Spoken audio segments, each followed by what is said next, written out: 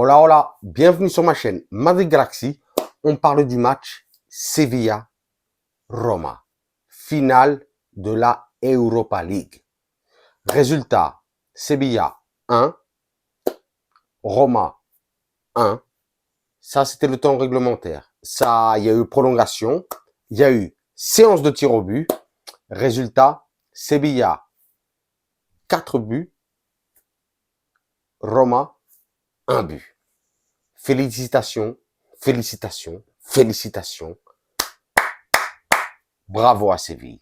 Bravo à Séville qui remporte sa 7e coupe de la UEFA. Sa 7e Europa League. Donc, franchement, pour vous, en tout cas, pour les supporters de Séville, ça fait énormément plaisir. Et vraiment, bravo, bravo, bravo. Aujourd'hui, c'était mérité. Mais ça, on va en parler plus ou moins si c'était mérité ou pas. En tout cas, pour ma part. Mais vraiment, félicitations. Hein. Ils savent que jouer des finales et gagner les finales. Ils savent que faire ça. Dès qu'ils jouent une finale, eh ben, ils gagnent leur finale. Mais bon, il faut pas se tromper. Hein. C'est pas la Champions League, c'est la Eurocopa, la UEFA, l'ancienne ou encore même la C3. Donc, c'est pas un truc de fou. Mais bon, quand même. C'était un très, très, très bon match. Vraiment. Pas énormément au niveau du jeu, mais surtout au niveau de l'intensité, de l'émotion. Vraiment, c'était un match vraiment très, très, très plaisant. Hein. Vraiment, là, j'avoue qu'il est un petit peu tard. Hein. Je crois qu'il est genre minuit et quart, minuit et demi. Mais vraiment, on a été jusqu'au bout de la nuit pour voir ce match. Vraiment, très, très, très bon match.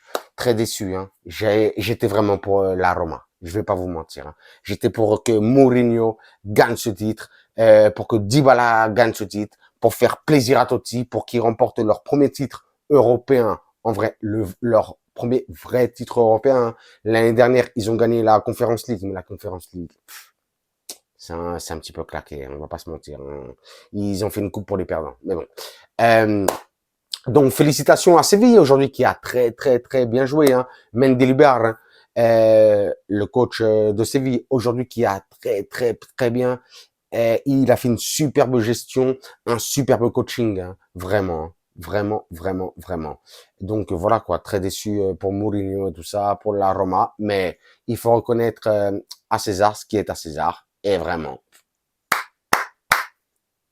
Big up Séville. Big up Séville, hein. Ouais, rien à dire, rien à dire, rien à dire. Donc, on va parler du match. Donc voilà quoi, dans le temps réglementaire, il y a eu un but partout, un but en première mi-temps, si je me trompe pas, un but de Dybala, bien sûr. Excusez-moi. Ah oui, parce qu'il y a eu tellement de choses pendant ce match que je suis en train de me perdre un petit peu. Même je me suis perdu pendant tout le match. J'étais comme un fou. J'étais comme un fou. Donc un superbe but de Dybala à la 34e, 35e minute. Franchement, superbe. Hein, Dybala, vraiment qui a été énormissime sur ce match. Hein, vraiment le meilleur joueur de la Roma. On va pas se mentir. Hein, sauf qu'il est sorti vraiment trop tôt. Mais bon, ça faisait longtemps aussi qu'il jouait pas des matchs complets, donc ça a été vraiment compliqué. Mourinho a dû le sortir, mais vraiment, c'était le meilleur joueur de la Roma.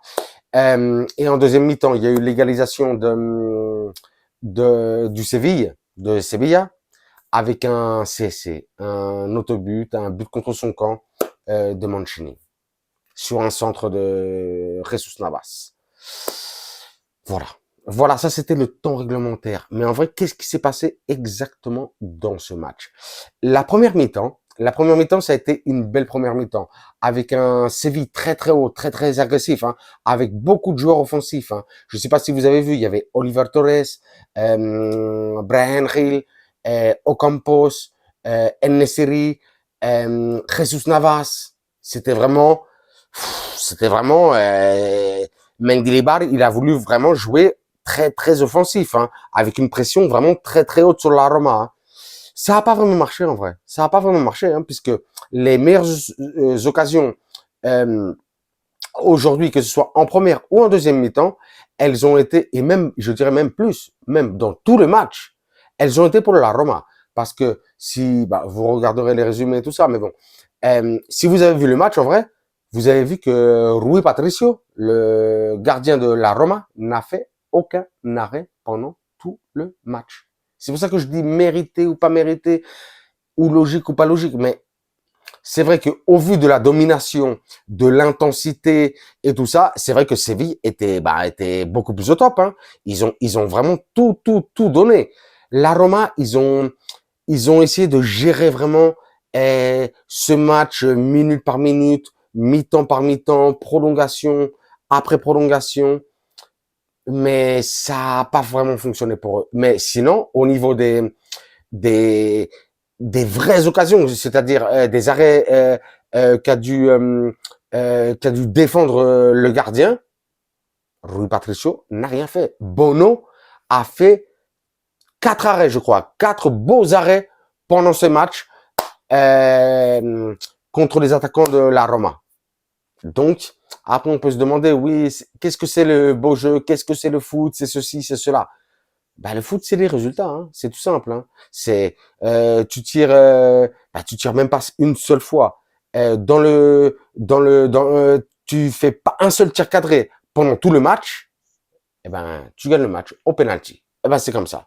La Roma, ils ont fait 4-5 tirs cadrés que Bono a dévié. Après, il y a eu aussi un poteau, je crois que c'était le Smalling en fin de deuxième mi-temps, pratiquement à la 120e minute. Mais il y avait aussi un poteau de Rakitic en deuxième mi-temps, hein, quelque chose de splendide aussi. Hein.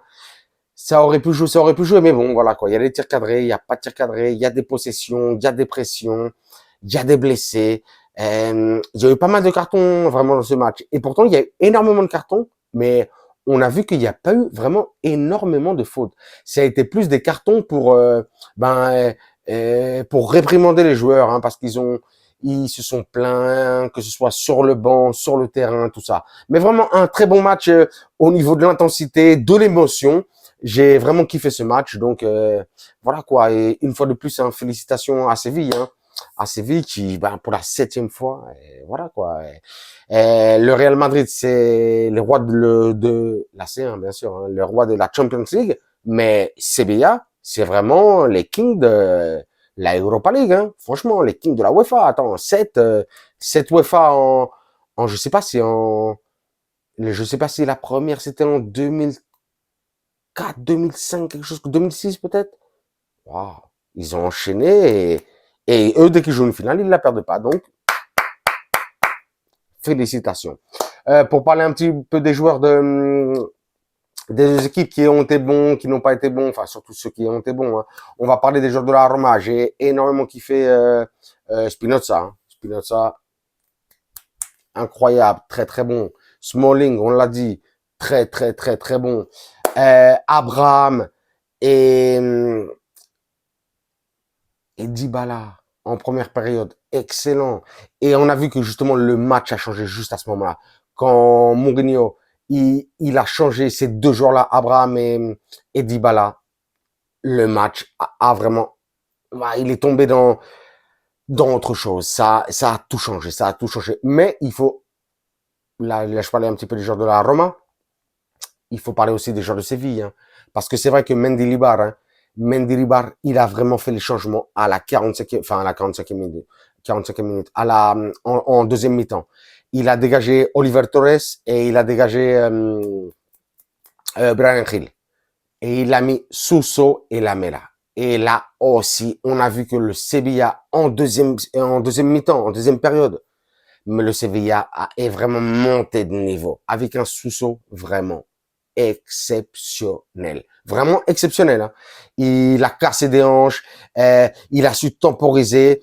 Mais déjà, parce que Bryan Gil et Oliver Torres, ce sont des bons joueurs, hein, mais ils jouent extrêmement, enfin surtout Bryan Gil, courir, aller chercher les centres, mais sans trop réfléchir. Et Oliver Torres, c'est un petit peu la même chose. Il est dans le centre, mais il essaie de jouer rapide, mais sans vraiment trop penser.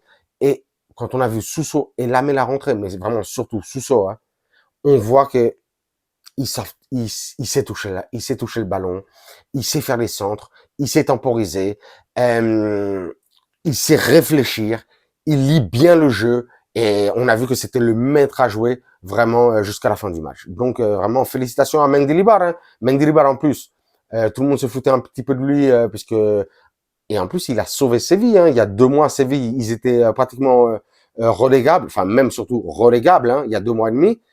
Ils ont viré l'entraîneur, ils l'ont ramené, ils lui ont fait un contrat seulement de 2 mois et demi jusqu'à la fin de la saison. Il a sauvé Séville et il les emmène, il les ramène vainqueurs de la Europa League. Donc franchement, euh, superbe coaching de Mendilibar, hein. Rien à dire, rien à dire, rien à dire.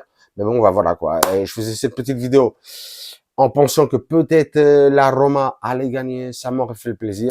En tout cas, pour moi, les 2 meilleurs joueurs de ce match, ça ont été du côté de la Roma, ont été Dybala jusqu'à ce qu'il sorte, et après c'était vraiment Suso qui a été incroyable. D'ailleurs, je me rappelle pas si Suso, il jouait à l'AC Milan. Rappelez-le, dites-le moi en commentaire, parce que je suis pas sûr. Hein, j'ai pas regardé ni rien du tout, mais j'étais pas sûr s'il jouait à Milan avant, et je sais même pas comment. Il joue pas tout le temps titulaire à Séville, Suso, parce que quand il nous fait un match comme ça aujourd'hui, waouh, incroyable, mais vraiment incroyable. Il nous a fait vraiment genre du Griezmann, mais vraiment haut niveau, haut niveau. Donc franchement big up. Et pareil, hein, Smalling, il jouait pas à Liverpool, où j'ai des doutes et tout ça. Après, je confonds certains joueurs, mais j'ai l'impression que lui aussi, lui, il jouait à Liverpool. Très très bon, hein, franchement, lui aussi très très très bon. Donc un petit peu déçu de la défaite de la Roma, mais bon, voilà quoi. Franchement, respect à Séville, respect à Séville. On verra ce qui se passe. Ça, c'était la finale de la Europa League. On attendra le 10 juin pour la finale, surtout de la Champions League, entre l'Inter de Milan et Manchester City. Ça aussi, hein. Ça va être chaud, ça va être tendu, ça va être brûlant. Oh là là là là là là là là là là là là. Ouais, il faut que je me calme. Parce que j'ai déjà envie que l'Inter gagne, hein. Mais tout de suite, tout de suite, tout de suite, tout de suite. On verra, bon, on en parlera, hein, vous savez. Sur ce, je vous dirais que nous, notre prochain match, le Real Madrid, ça va être dimanche à 6h30 au Bernabéu contre l'Athletic Bilbao. Ça fait toujours plaisir, hein, c'est la dernière journée.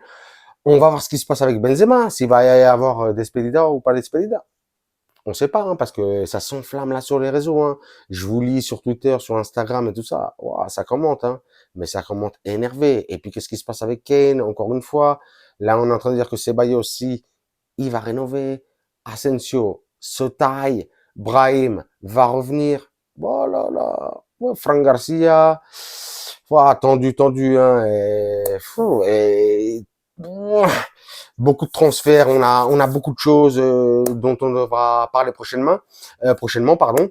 Mais donc voilà quoi. Et ça c'était pour parler un petit peu des transferts et toujours une petite touch Real Madrid. Hein. Ça fait plaisir hein, parce que si c'est pas Real Madrid, on parle pas. Et en plus franchement déçu, on n'est même pas en finale de Champions League. Dégoûté. Donc on espère que l'équipe de Haaland, de Guardiola, de Bruyne se fasse fracasser. En tout cas, je l'espère sincèrement. Sur ce, je vous dirai comme d'habitude, vous me suivez sur Twitter, sur Instagram, ça me fait plaisir de fou.